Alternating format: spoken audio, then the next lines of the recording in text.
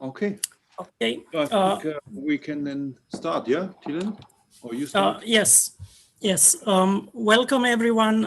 Welcome to today's PCS seminar here at PCS IBS in Korea. Today we have our guest, Professor Giuliano Benenti, and I would like to ask our scientific host, Sergey, to introduce our speaker. Yes, okay, welcome everyone, and good morning, Giuliano, into Europe. We have already an afternoon here in South Korea. So it's a very nice opportunity to have you with us. Unfortunately, or ideally, we would have to really have you with us here in Korea, so only by video conference this time. Nevertheless, it's a great pleasure to look forward to your seminar. And let me say a few words about Professor Giuliano Benenti.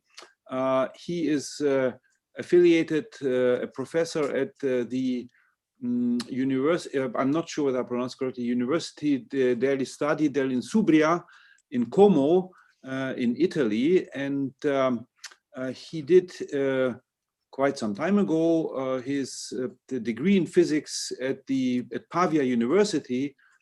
At that time, it was in high energy physics, or nuclear physics, one could say, and then he moved slowly into further, probably, I guess, lower energy physics. Did his PhD at the university in Milano in 1998. On quantum localization in Rydberg atoms. And since then, Professor Benenti had the various positions in France and then also back in Italy until he reached the University degli Studi dell'Insubria in Como, where he is now an associate professor. He has quite an impressive publication record, and his main research interests are thermoelectric transport, heat transport, and thermal rectifiers, far from equilibrium quantum systems, quantum computation, and quantum information, many-body quantum systems, disordered systems, and nonlinear and complex systems. And today, Professor Benenti will give us a talk on OTOC, quantum chaos, and the correspondence principle, which is a talk which some of us enjoyed already during the recent Dynamics Days Asia Pacific. And that was also the reason to invite Giuliano for telling to our members of the center and our friends more about this. About these research results. So, Giuliano, the floor is yours, please. Okay, thank you very much. Thank you for the invitation. I'm very glad to be well connected now. Thanks for the too kind introduction. So what I will discuss today is this out-of-time order correlation, its relevance in quantum chaos, and the problems that might arise related to the correspondence principle. This is a work done in collaboration with Jiaozi Wang and Wenge Wang. Jiaozi was in FI, now moved for a postdoc in Germany, and then with Giulio Casati in Como. And these are a couple of references about what I'm telling you. So, okay. So first of all, well, what is the main motivation, general motivation, is that to try to understand, to measure complexity in quantum dynamics, for quantum motion is a fundamental problem, of course, but it's also important when you go to quantum technologies and quantum information science.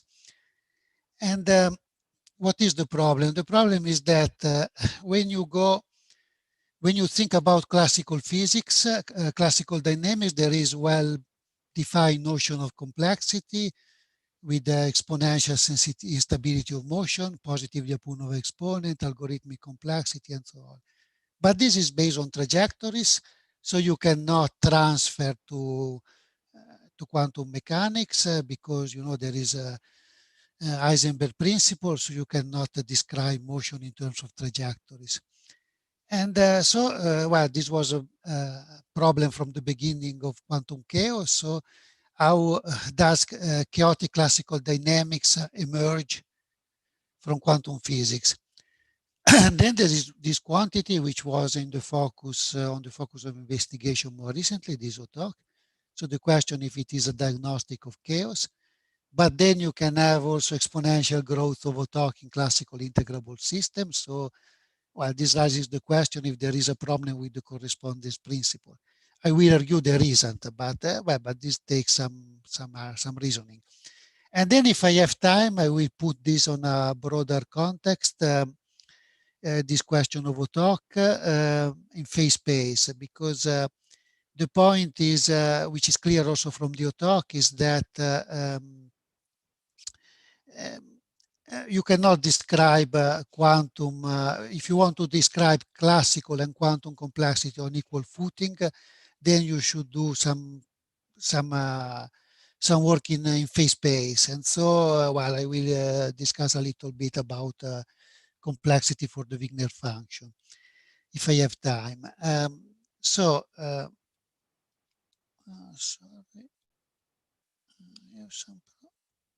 Okay. So just a broad overview about classical chaos. So classical chaos is characterized by exponential local instability. So if you take two nearby trajectories, they separate exponentially fast in time. And the rate of such a separation is known as the maximum Lyapunov exponent. That here is defined well, in mathematical terms. You go to the tangent space and you look how the length of a vector in the tangent space increases with time. Sorry. When I try to change the slides, it appears. Okay, let me try to. Well, I don't know why it's low when I try to change it. Just a second. It seems that it became computer became okay. Give me 1 second. Maybe I stop share and I share again. I don't know. The screen is stuck. Sorry. Okay, let's try to share again.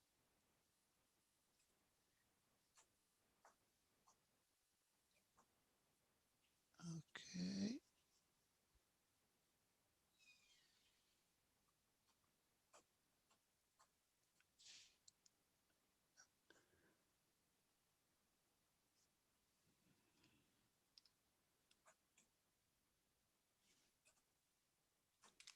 Okay, yeah. Now it's better. I don't know what happened. Okay, so there is a consequence which is directly related to complexity, that trajectories due to chaos become unpredictable.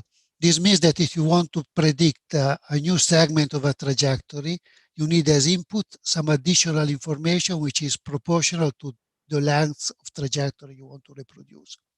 And this is independent of the previous length of the trajectory, even though you know a past history. So the information associated with a segment of trajectory is proportional to its length, and the proportionality is known as the Kolmogorov-Sinai entropy, which is positive if the largest Lyapunov exponent is positive. So you give also an information content to the notion of the positive Lyapunov exponent. And this is very important because it's can be a base of a statistical description of motion, because exponential instability implies that you have a continuous Fourier spectrum for your motion. And if we have that plus some condition about that the energy surface cannot be decomposed, then your correlation might decay, then you have mixing, and mixing is the basis for a statistical description. So you can derive diffusion coefficient, you have concepts like relaxation to equilibrium, and so on. On the other hand, if you have integrable system, a nearby point typically separate only linearly in time. So, well, this is just an example, is the famous book of Arnold and Davids. ergodic problems of classical mechanics, and then you take this map, this Arnold cat map, and if you start with the face of a cat, you iterate the map one time, you have stretching and folding, because it's modulus 1, this map is on the unit square on a torus, and then you iterate twice, and you see that you have lost any memory of the smile of the cat. That's the point. On the other hand, when you move to quantum, the point is that you take any quantum motion bounded on phase space, and you look at energy spectrum, and this is discrete. And this corresponds, if you take a classical ergodic theory, this corresponds to regular motion. So in a sense, what is the consequence? This is just a model, but you can take whatever. This is a kick rotor in a regime where you have classically diffusion. So this dash curve is a classical, and the solid is quantum. You are in a semi-classical regime. So they match quite well up to some time. At some time you reverse velocities. So classical for some time goes back. You should go back to initial condition, but then you always have in your numeric some round off errors. And due to that, then you start quite soon, you start again to diffuse, because you have chaos and round off errors propagate exponentially fast. On the other hand, in quantum, you have only linear instability, and so you can very nicely go back to initial condition. So you have a practical reversibility of classical motion, quantum motion, that's the point. But in classical cases, you have instability. So the question is, what is there quantum chaos? Of course, you cannot have in terms of trajectories because due to Heisenberg uncertainty principle, you lose the concepts of trajectory in quantum mechanics after a short time. And this is a consequence of discreteness of phase space, of non-commutativity of quantum geometry in quantum mechanics. So you have uncertainty principle, and this implies that you have some discretization, some finite size of an elementary phase space, an elementary cell in phase space. So how can you reconcile this with the classical exponential instability? Well, this is just a sentence taken from the book of Max Jammer, and he says that, well, there is in the history, rarely there was in the history of physics, a comprehensive theory which owes so much to one principle as quantum mechanics of to Bohr's correspondence principle. So of course, correspondence principle is really a cornerstone in building quantum mechanics. And well, of course, there is a solution, is well known from the early times, at least from the early times of quantum chaos, and is that you should look at the time scales. And so if you start with a wave packet, quantum wave packet, it spreads exponentially fast, but for some times you have the notion of trajectory. And up to that time, which is known as RMFS time scale, you have exponential instability of motion. This time scale is logarithmically short in the effective Planck constant of your system. Okay, effective Planck constant is Planck constants divided by typical value of action for your system. So it's logarithmically short because you have exponential instability, which for your packet. But nevertheless, this time scale diverges at the classical limit when you let effective Planck constant goes to 0. And this is in agreement with the correspondence principle.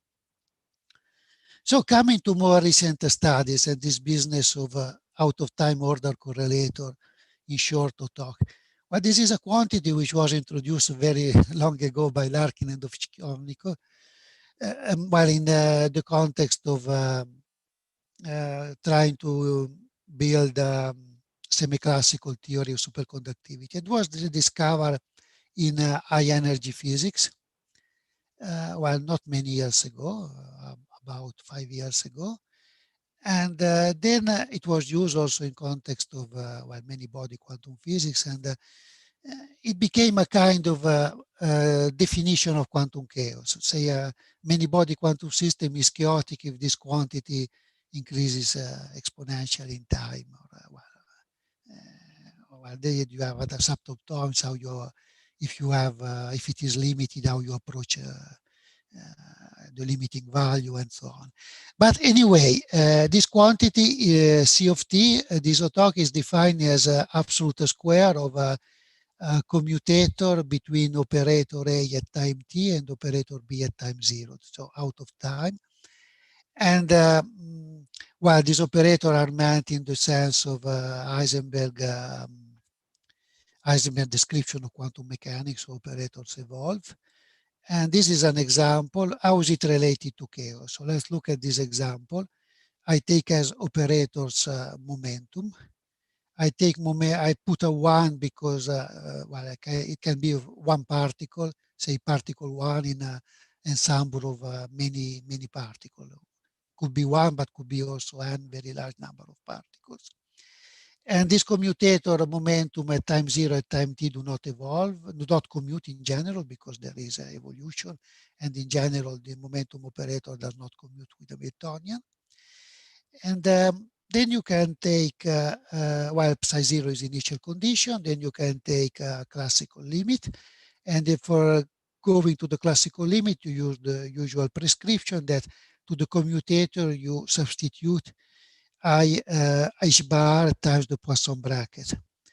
And then, well, you evaluate Poisson brackets, and basically you have, well, say, change in P1 at time t over change in P1 at time 0, if you consider, for instance, two nearby trajectories square.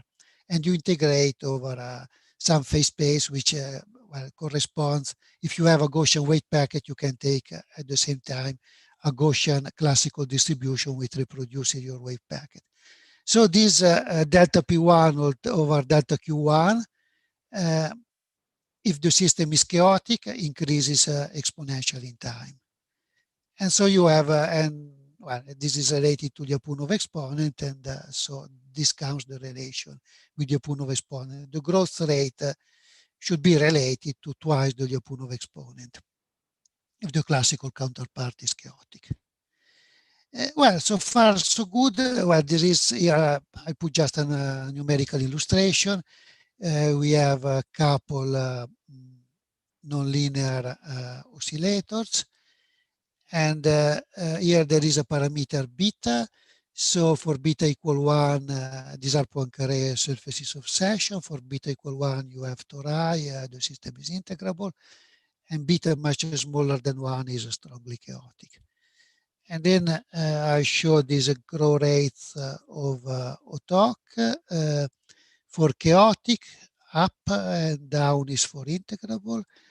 And I compare with twice the largest Lyapunov exponent.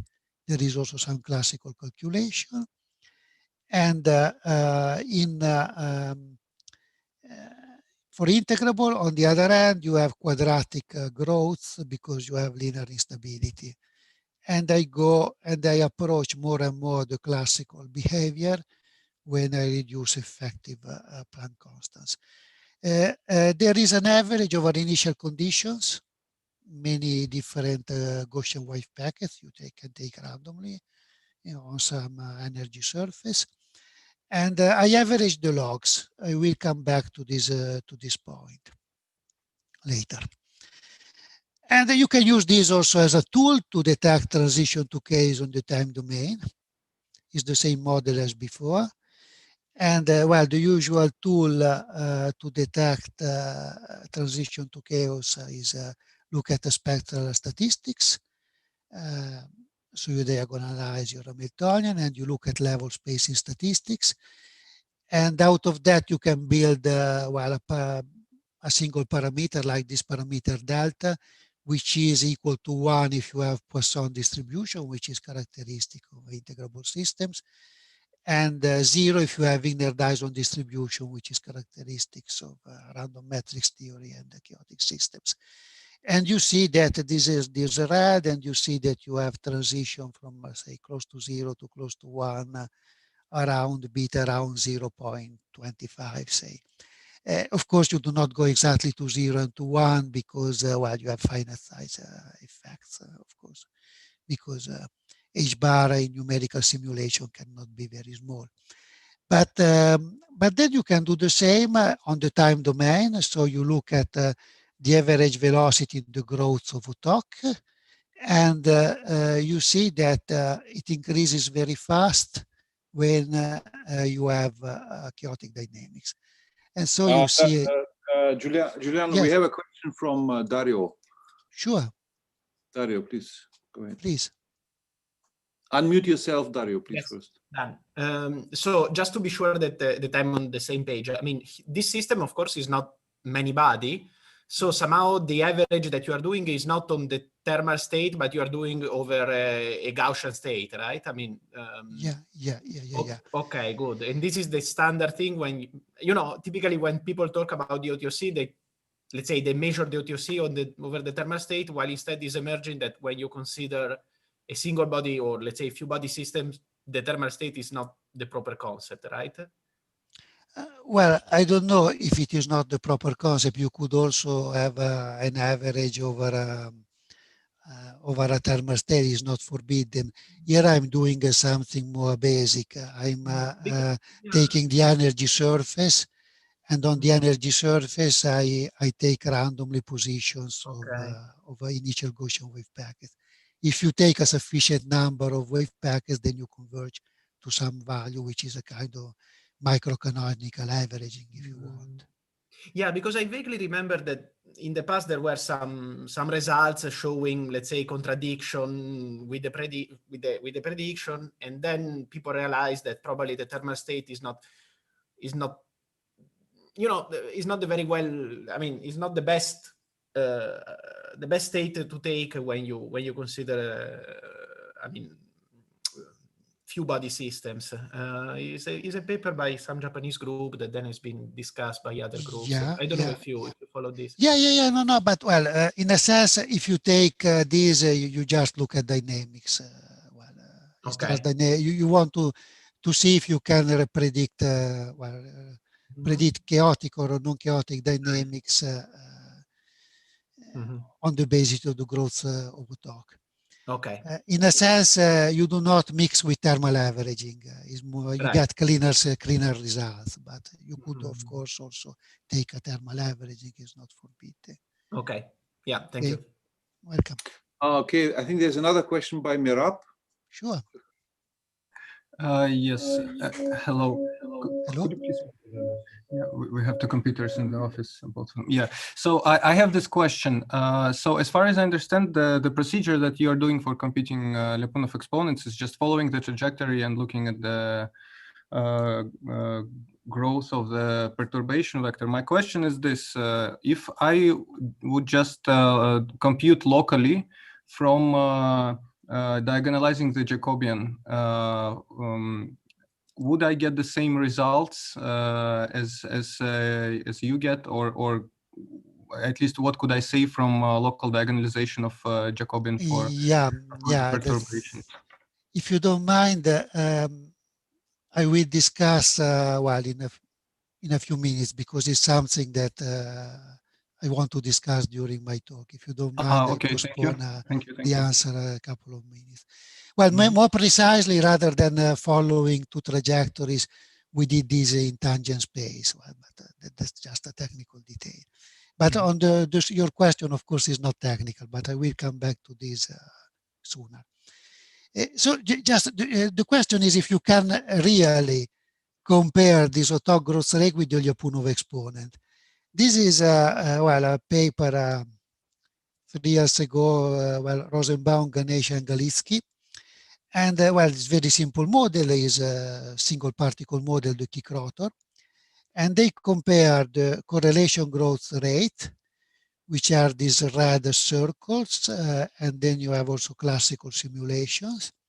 And they compare with classical Lyapunov exponent, which can be computed numerically, and there is analytical prediction. I will discuss in a moment about this analytical prediction. And you see that if you take, k larger than 1, you are in the regime of chaos.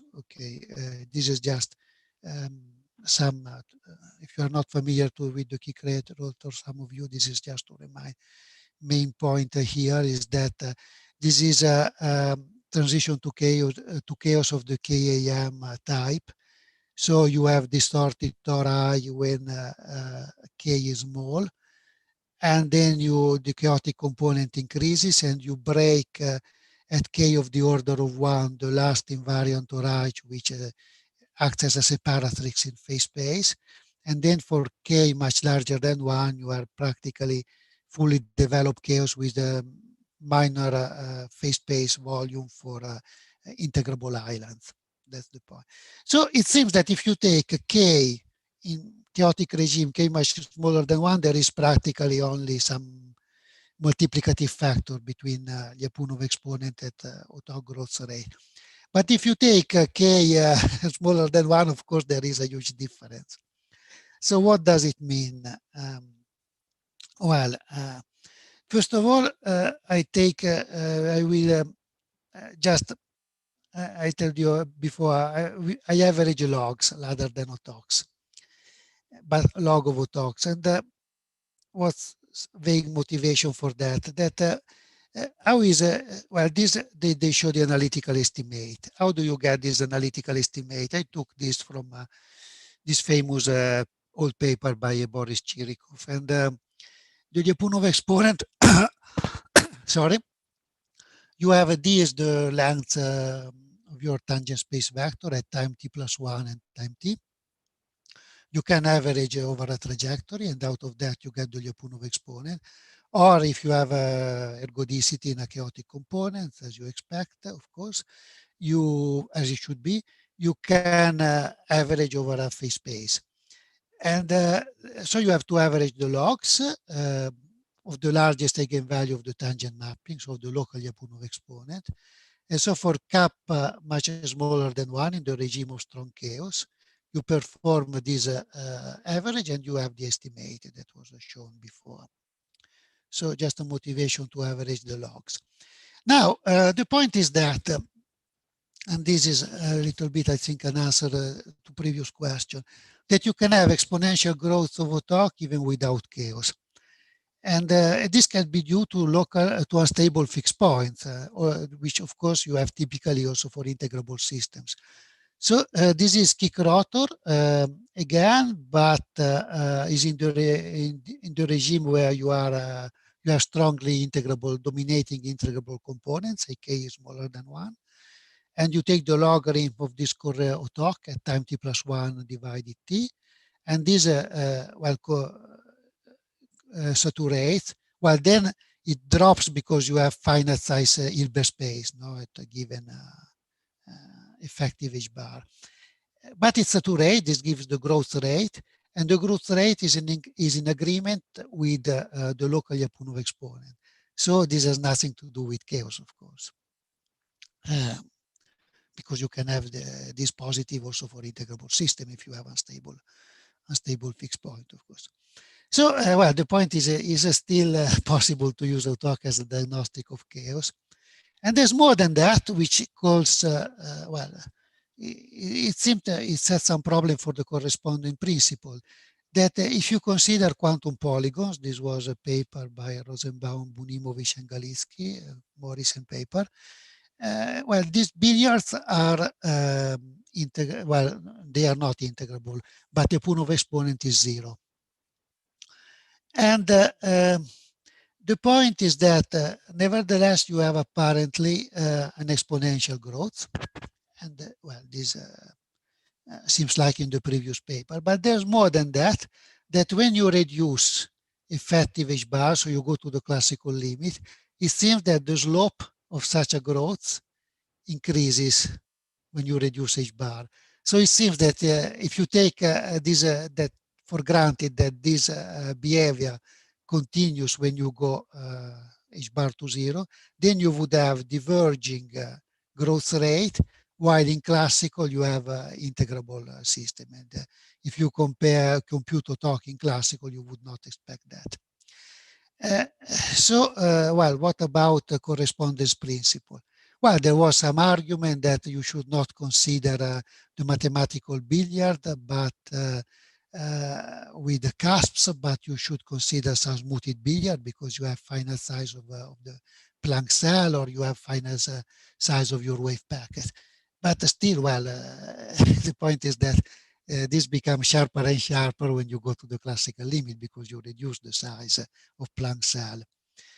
And well, so we decided to re-examine, so I come to my work, we decided to re-examine this with a simpler model, which has a similar feature, which is a triangle map, and which allows us to explore the semi-classical limit and also compare with classical simulation.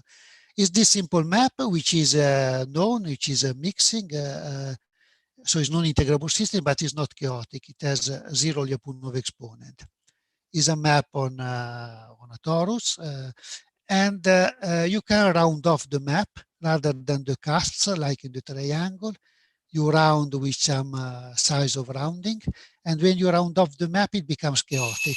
So it's similar to this billiard, that when you round off the billiard, it becomes chaotic. And then you can estimate the Lyapunov exponent.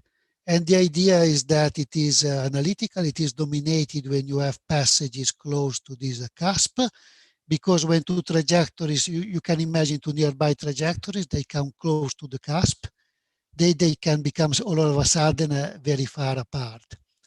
And then you estimate the mean time between consecutive passages close to the cusps, the distribution of return times, and then you give an analytical estimate of the Lyapunov exponent, then matches very well with the numerics.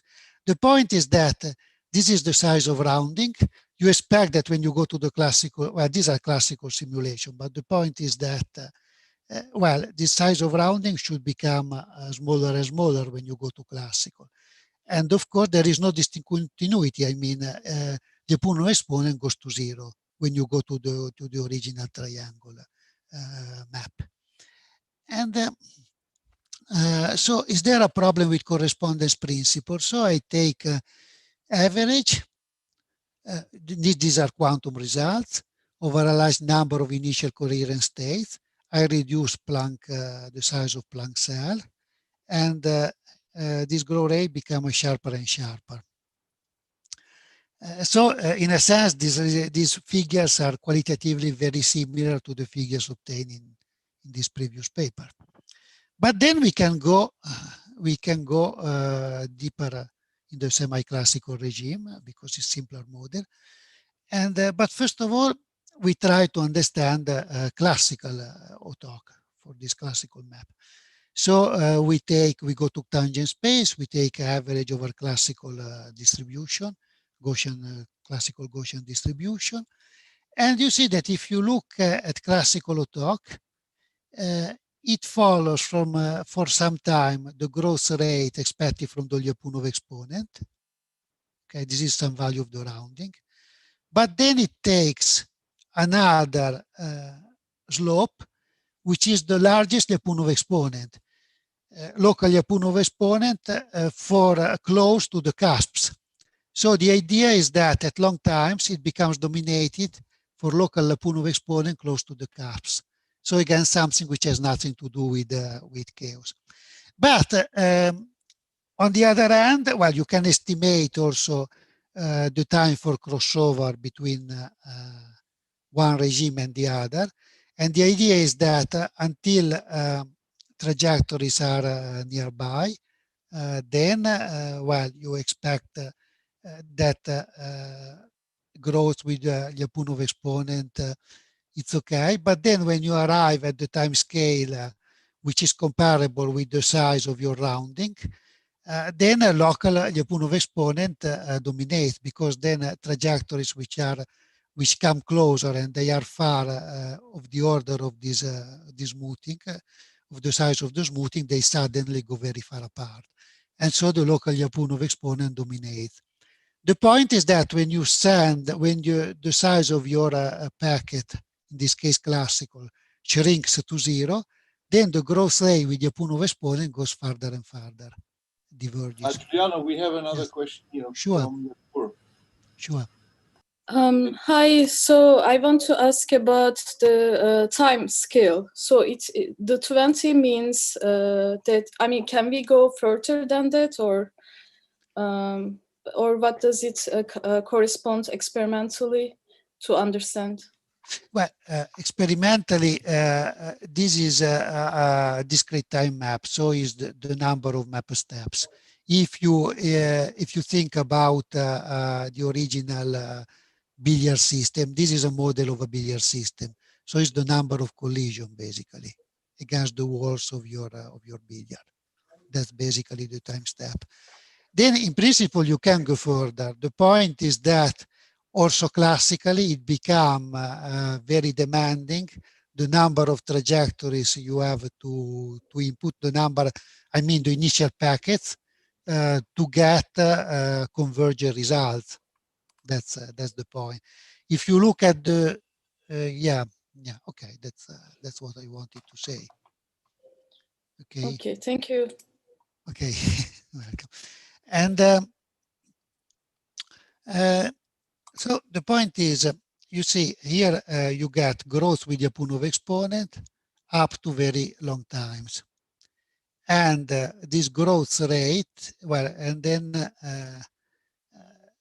so you see the growth rate, if you take, here it decreases with H bar. So the point, this suggests now you have to go to quantum and compare quantum and classical. And the idea is that this initial growth rate, the growth of the rate when you decrease H bar was just a transient phenomenon. And but this rate vanishes when you go to the semi-classical limit. And indeed, if you look at a smaller H bar, you see that the growth rate diminishes. Here I have to compare in quantum, I take R equals 0, I take no smoothing. On the other hand, in classical, I take a smoothing of the order of to make a comparison of the order of size of wave packets, of discretization in your potential, phase space cell, if you want, to make a comparison. And if you do like that, then you can compare classical and quantum and the separation between classical and quantum. And you see that I take at different times. And you see that when you send H bar at 0, then you have a good agreement between classical and quantum. So in a sense, with this smoothing on the size of the wave packet, if you want, then you restore the correspondence principle. There's no divergence of growth rate. That's the point. It was just a transient phenomenon, and you get to go to smaller H bar.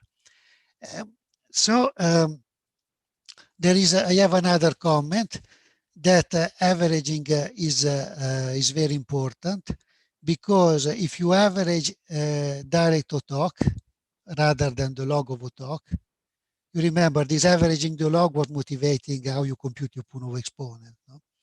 But if you average the log, as is done usually, then what you get is that the growth rate is given by the local Lyapunov exponent is dominated.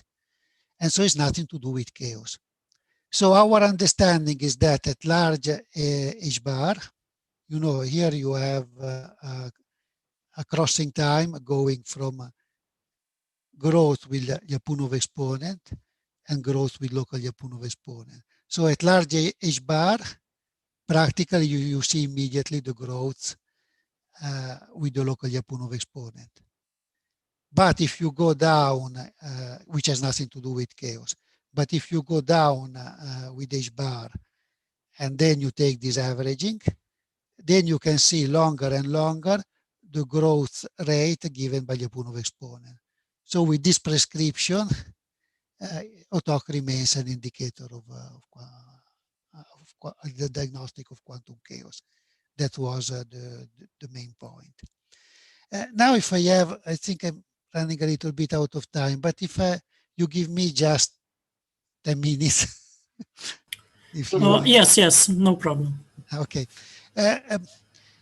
Yeah, this is basically what I wanted to say about OTOC, but I'm trying now to connect this to some more general discussion about instability, complexity in phase space, because these are analyses in phase space. Basically, you do not follow single trajectory, but you follow wave packets.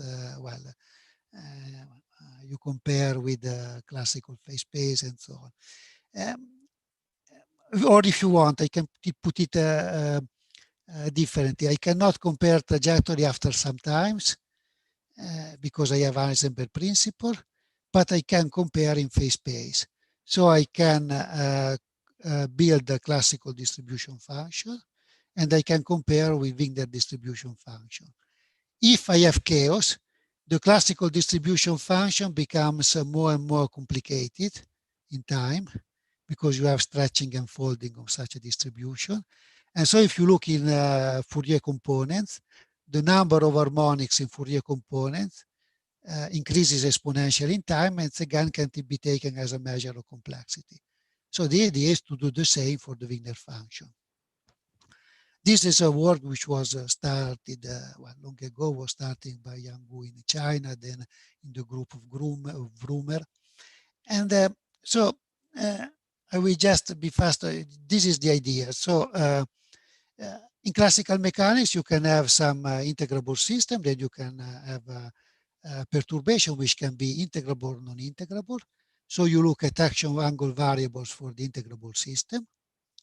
And then you can build a classical distribution function and evaluate the number of harmonics. For instance, by the second moment, how many harmonics you produce during motion. But you can do the same in quantum.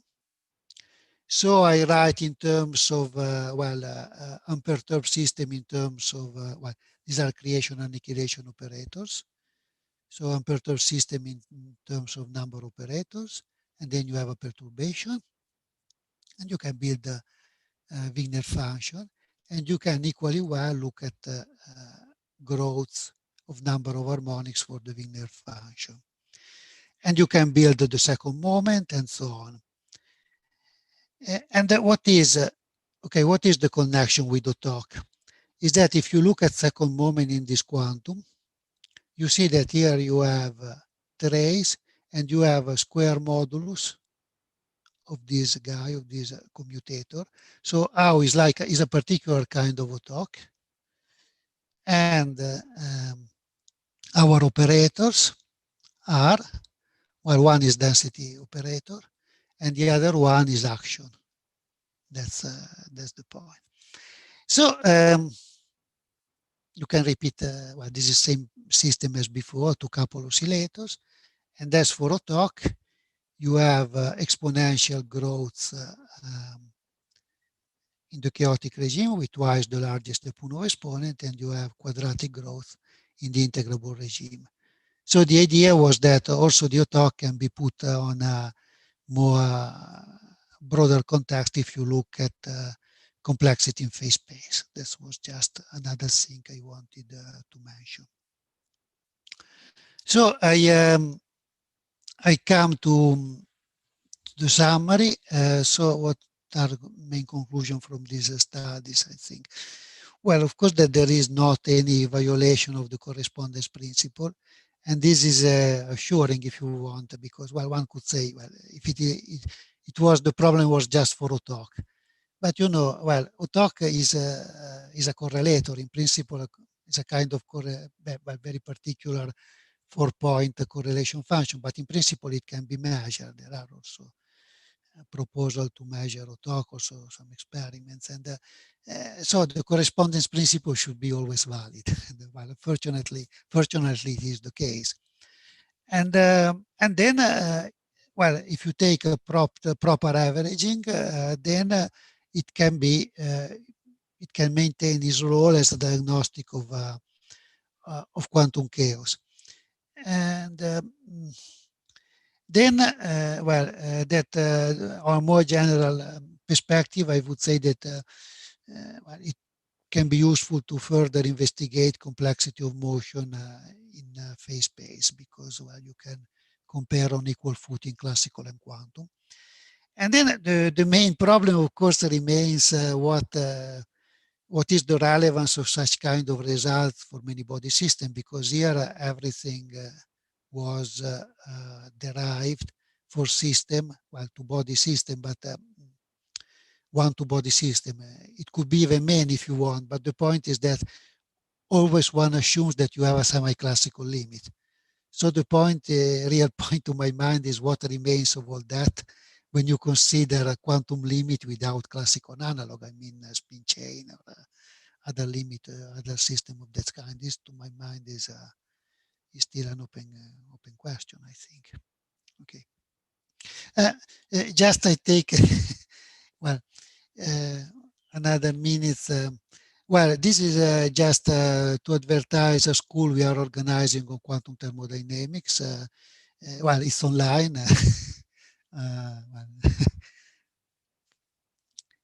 necessary is online. It will be end of March. So if there are students who are interested, they can apply. It's free of charge, and well, we have a quite pretty good list of lecturers, I think. And then another improper use of my time. This is to advertise that we finish. We have completely recently our second edition of our book on principle of quantum computation and information. And there are also some discussion on the other hand, also about the non-integrable system in quantum characterization of complexity. There is some discussion also about that on the other hand. But of course, it's general purpose textbook on quantum information science.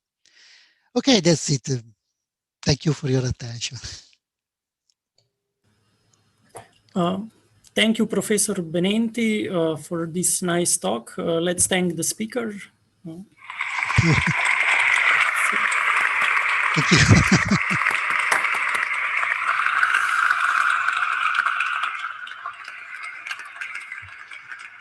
Okay, so now we have time for questions. Okay, I see raised hands. So Alexei, please ask. Yeah, thanks. Yeah, I have a rather simple question. So is there any dependence? I mean, for if you want to compute the growth of the OTOC, you need to choose a pair of operators. So for a typical system, what is the dependence on the operators that you choose? And is there any? Yeah. Well, the point is, if there is exponential instability,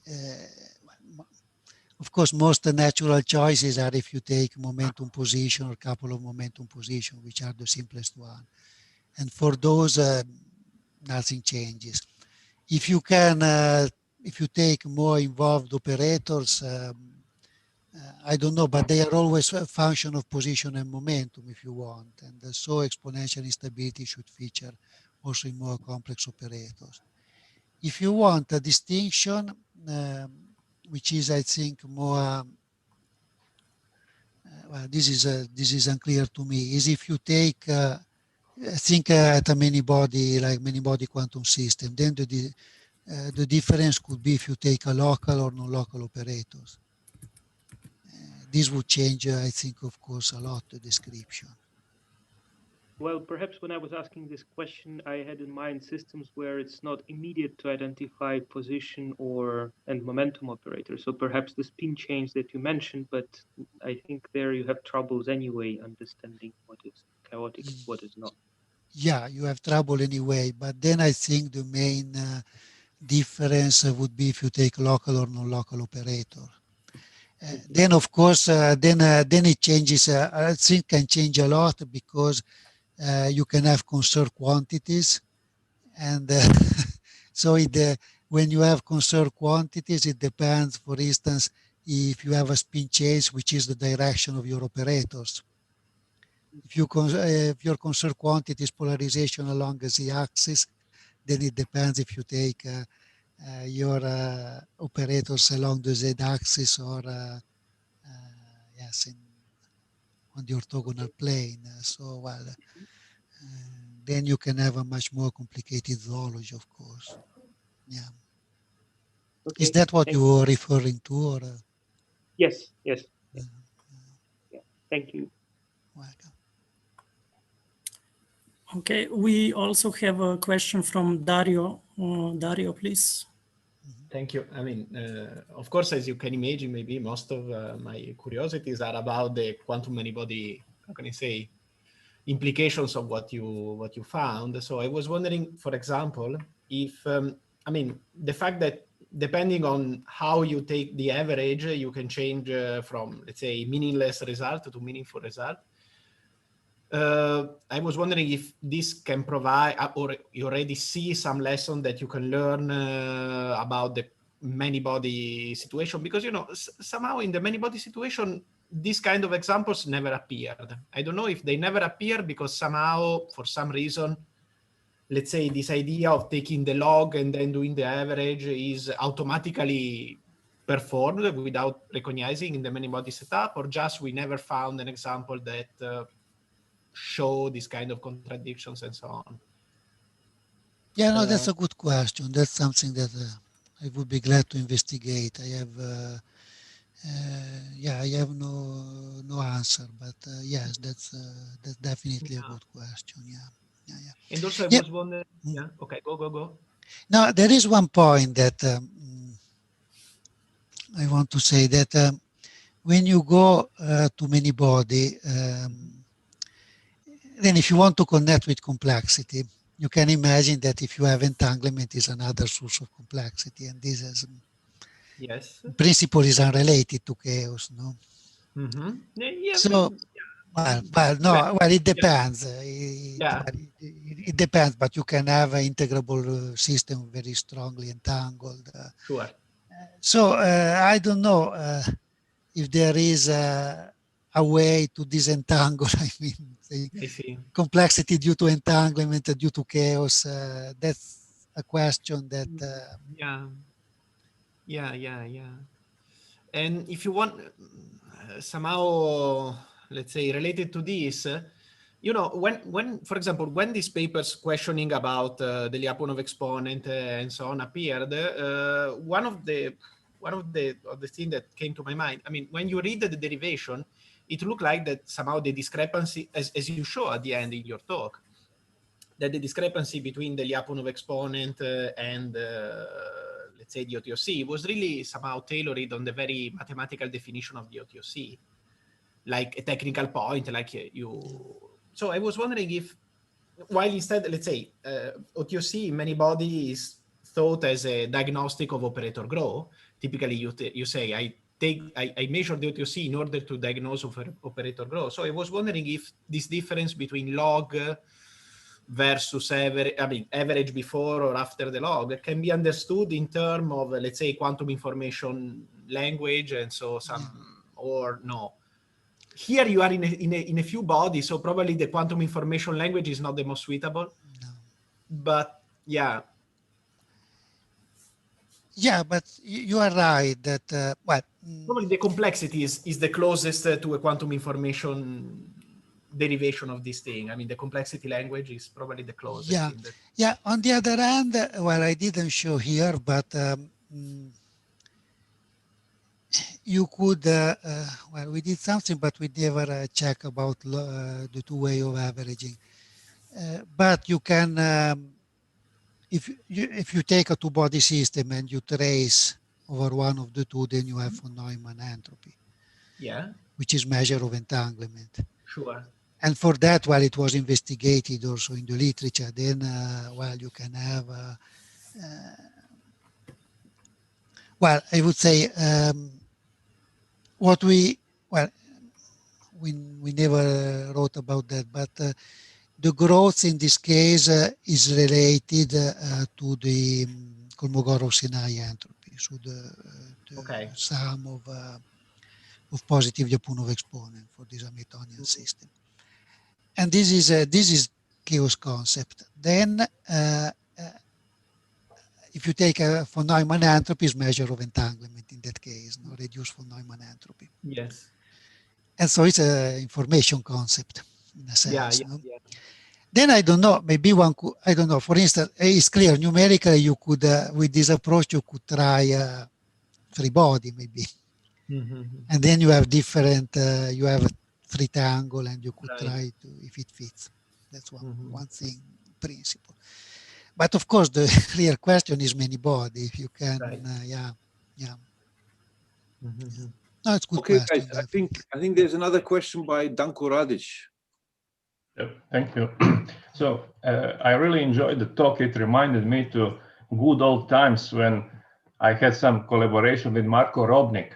At that time, we calculated very high quantum states, highly lying quantum states for the reason that correspondence principle, in which you construct the semi-classical wave function, in which semi-classical action is the phase of this wave function, worked only in that limit. That is, of course, why you need to compare the semi-classical wave function with h bar, etc., etc. So h bar going to 0 corresponded to very high quantum states. So your seeming discrepancy between your methods using Lyapunov exponent, can we say that it makes sense only when you extrapolate your result to h bar goes to 0?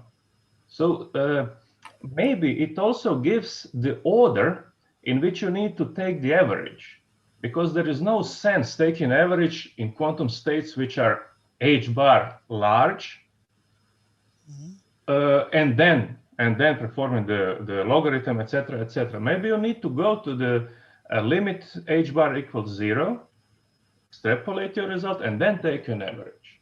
What would you say about that? Well, when you go very small h bar, I think the difference between the two procedures and the meaning you give to them is clear. When you have large h bar, yeah.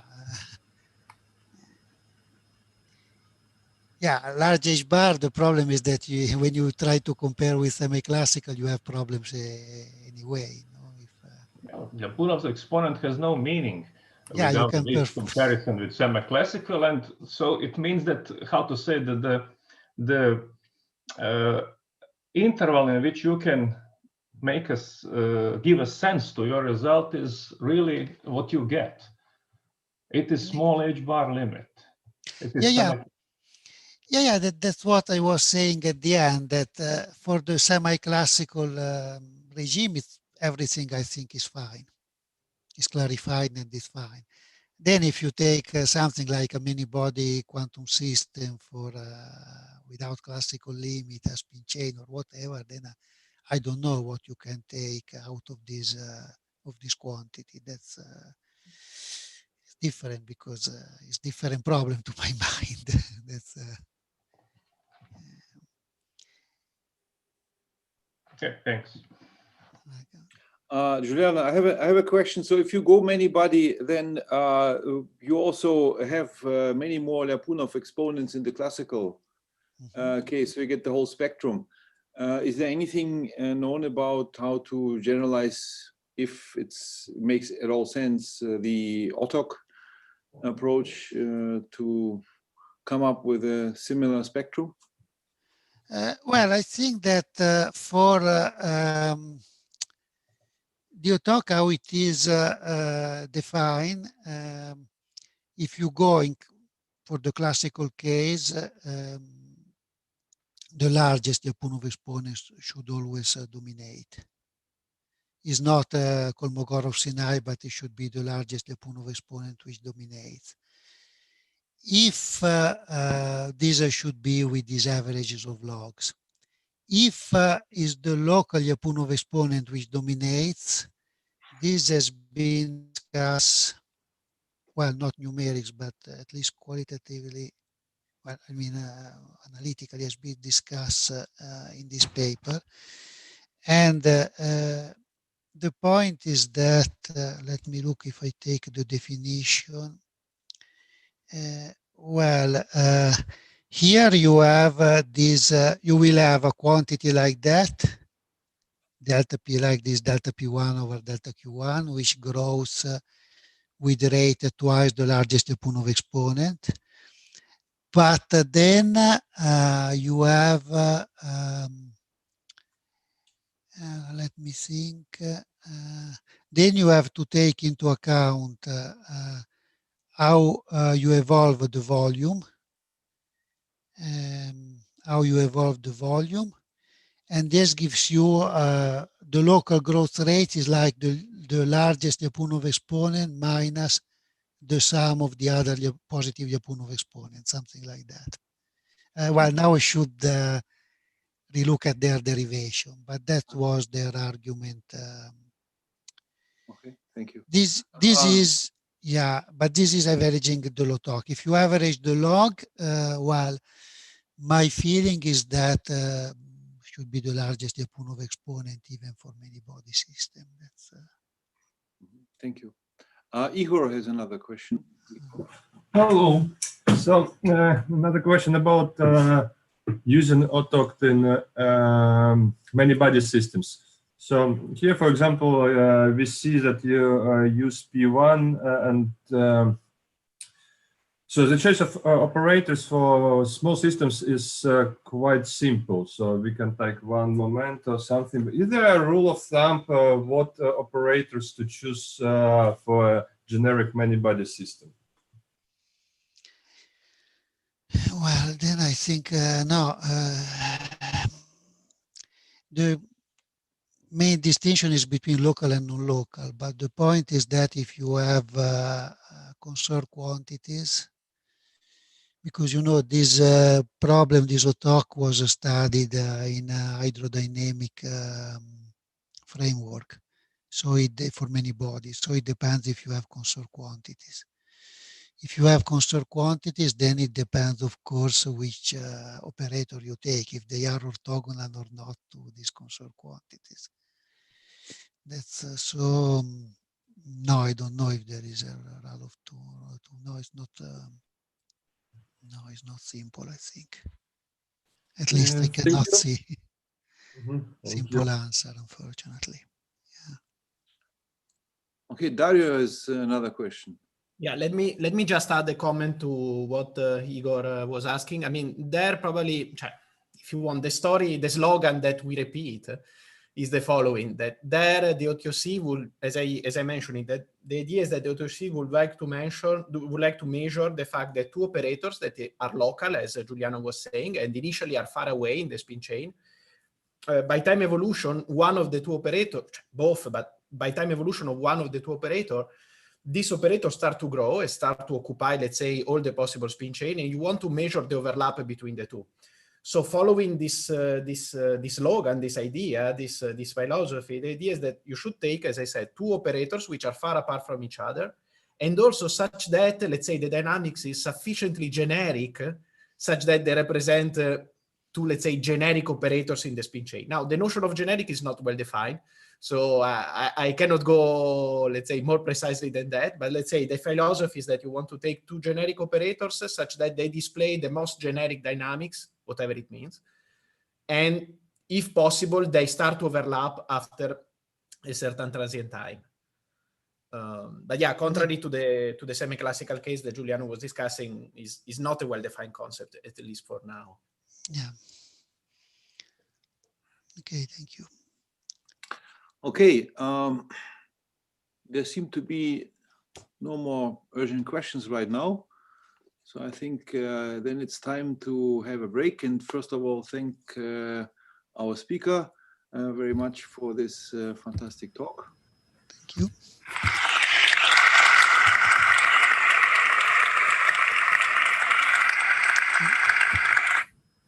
And we will now have a 5-minute break, and anyone who wants to have a further chat with Giuliano, come back again after 5 minutes and continue. Okay, so maybe we take a coffee too from distance, and then we can meet again, sure. Yes, coffee time. Thank you very much. Thank you. See you later. See you later.